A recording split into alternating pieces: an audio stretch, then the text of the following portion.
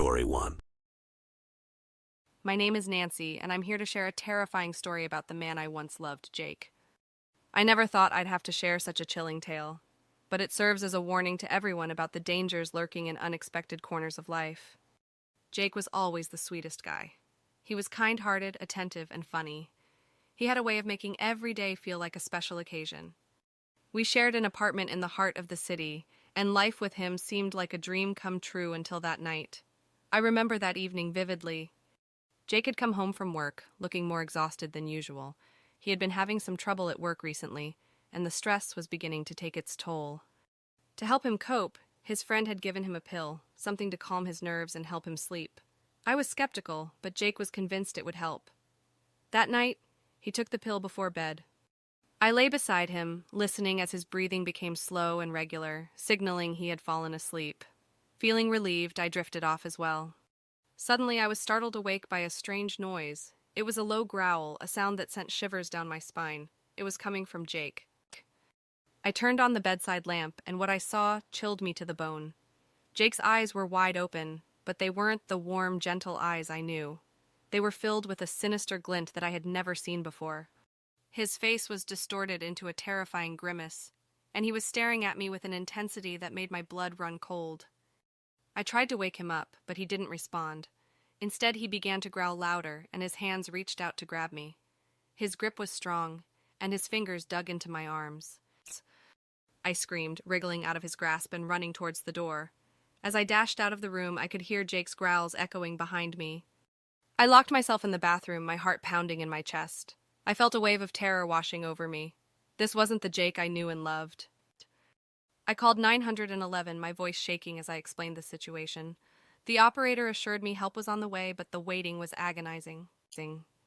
I could hear Jake's growls and the sound of him banging against the bathroom door.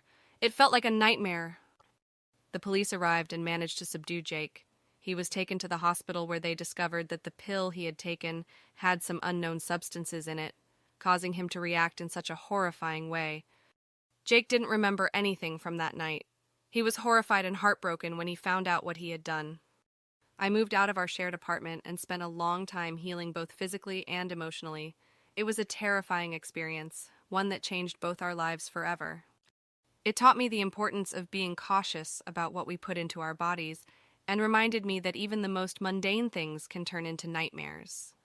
So here I am, sharing my story, hoping that it might prevent someone else from experiencing the same horror. Be careful, trust your instincts, and remember that not everything that glitters is gold. Story 2. My name is Sarah. I was just an ordinary woman with an ordinary life until the day I found that mirror. Now I hardly recognize the stranger looking back at me. It started on a gloomy afternoon. I was walking through the local flea market, seeking something to brighten up my charming little house. That's when I saw it, an antique mirror with an ornate silver frame. It had an unsettling charm that attracted me, and I felt compelled to buy it. After setting up the mirror in my bedroom, I noticed something strange. My reflection seemed different, not in the way I looked, but how I felt. There was a sinister aura around it, an unsettling chill that I could not put my finger on. The next morning, I looked into the mirror and the reflection smiled back at me, but I wasn't smiling. I tried to shake off the fear, convincing myself that it was just my imagination playing tricks on me. As days passed, the mirror took a hold on me. I started losing track of time, finding myself standing in front of it for hours, captivated by my reflection. It was like I was slowly losing myself, my own personality, to the mirror. My friends and family started noticing the change in me. I was growing distant, my cheerful and caring nature replaced by a cold, indifferent one. I was turning into someone else, someone I didn't recognize. One night, I woke up to a chilling whisper. "Sarah," it echoed in my room. I turned to see my reflection in the mirror, standing outside the mirror in my room. My heart pounded in my chest as I stared at the figure, identical to me but with a malicious smirk. The figure stepped forward, reaching out to me. "I'm you, Sarah," she said in a cold, emotionless voice. I was paralyzed with fear as she touched my cheek. I felt a sharp pain and everything went black. When I woke up, I was in front of the mirror, but my reflection was not there. I touched the mirror, but there was no reflection. I felt empty, as if a part of me was missing. Days turned into weeks, and I was not the same person anymore. I had become someone else, someone cold and distant, devoid of any emotions. I was a stranger in my own body. The mirror had taken my personality, my soul, and left a sinister evil in its place. I tried to get rid of the mirror, but it wouldn't leave.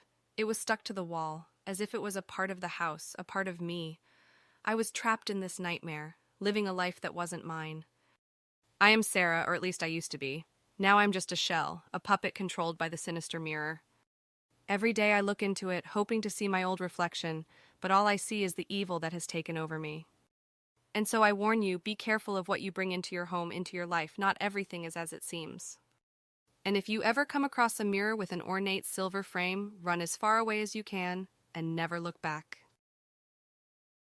Story 3. The old doll had been in the family for generations, passed down from my great-grandmother to my grandmother, and finally to me. Its porcelain face bore a timeless expression, frozen in a sweet smile.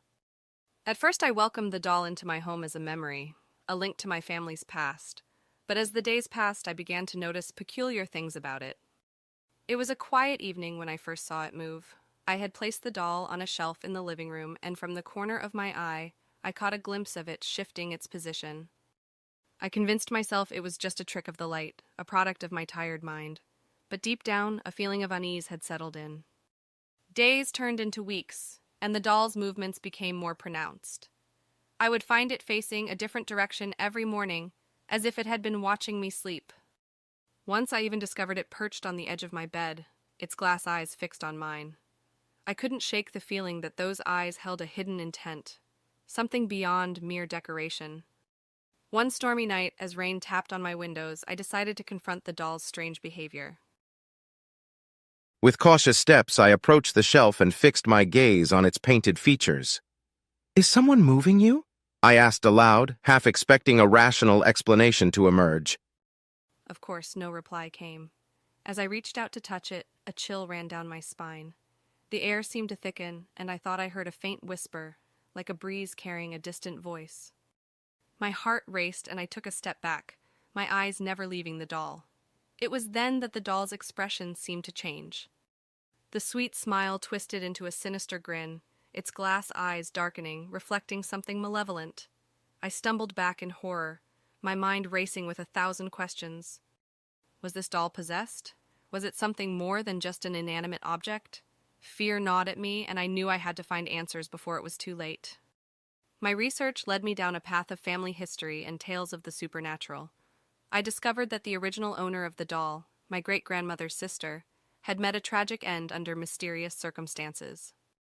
Rumors whispered of a vengeful spirit seeking to return to the world of the living.